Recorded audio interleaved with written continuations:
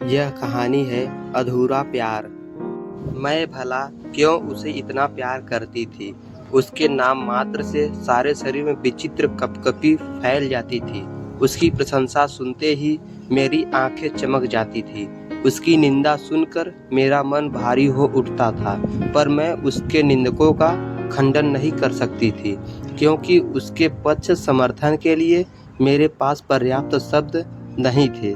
बस अपनी विवशता पर गुस्सा आता था, और यदि मेरे पास पर्याप्त शब्द होते भी तो मैं किस नाते उसके निंदकों का मुंह बंद करती।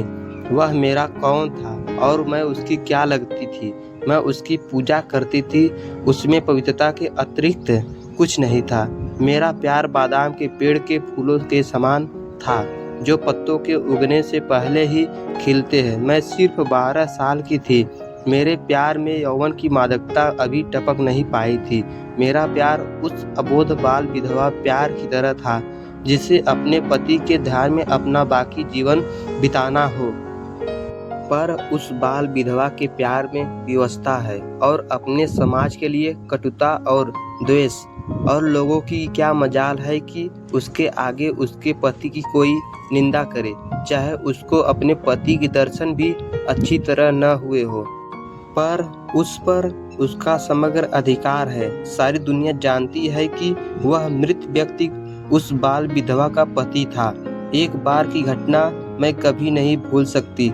मैं उस दिनों 9वीं कक्षा में पढ़ती थी। स्कूल और कॉलेजों में उच्च श्रेणी की लड़कियां निम्न श्रेणी की लड़कियों पर खूब रौब जमाती थी। उनकी हर बात में हाँ मिलाना पड़ता था। उच्च श्रेणी की लड़कियों से दोस्ती करना गौरव समझा जाता है। मैं स्वभाव से बड़ी लचीली थी। मैं कभी बड़ी लड़कियों के आगे जाती तो मेरे मुंह से आवाज़ ही न निकलती थी। हाँ, अपने बराबर की लड़कियों से मेरी अच्छी तरह बनती थी। एक दिन 10वीं और 11वीं श्रेणी की लड़कियां मिलकर उसकी चर्चा कर रही थी। मैं भी वहीं पर थी। मैं भी उन लोगों की बात में दिलचस्पी लेने लगी। मेरे कान गर्म सा हो उठे, हृदय बुरी तरह धड़क रहा था। मेरे मुंह का रंग गिरगिट की तरह चढ़ता और उतरता था। परमात्मा को धन्यवाद है कि उस वक्त किसी ने मेरी ओर ध्यान नहीं दिया। सभी बातें करने में लगी थी। बातों के प्रसंग में एक लड़की उठी। मैं मानती हूँ कि वे सुयोग्य कवि है, पर वे एकदम अकर्मण्य है। हमें ऐसे कवियों की जरूरत नहीं है। आजकल देश को कर्मण्य लोगों की जरूरत है।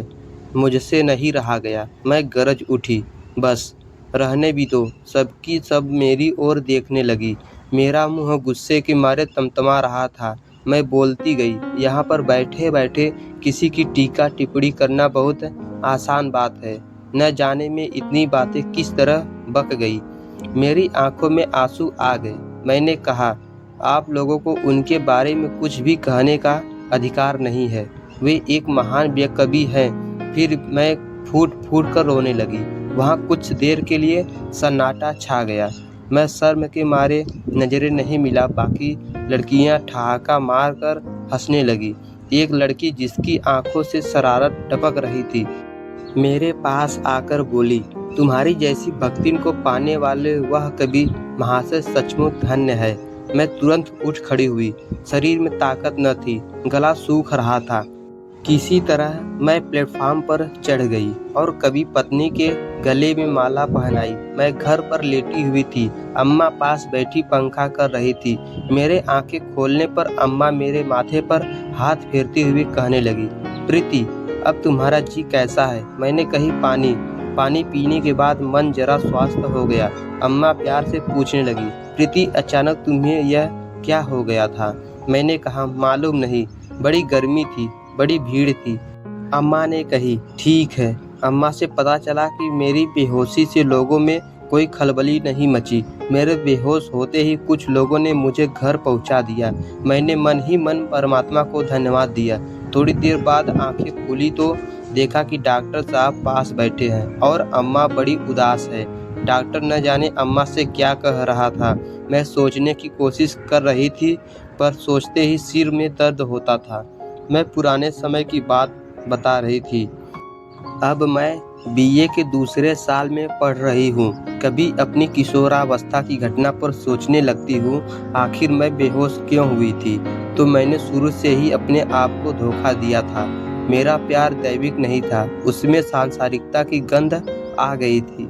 यदि मैं निर्लिप्त भाव से उसकी पूजा करती थी तो उसके किसी भी लड़की के साथ शादी करने से मेरा क्या बिगड़ता। क्या मेरे प्यार में उसे पाने की इच्छा गुप्त रीति से छिपी थी। मनोविज्ञान के आचार्य फ्रायड के कथानुसार मेरा प्यार भी स्वार्थमय निकला। मैं आजकल कभी कभी सोचती हूँ कि क्या मैं अब भी उसे प्यार करती हूँ। मन कहता है नहीं।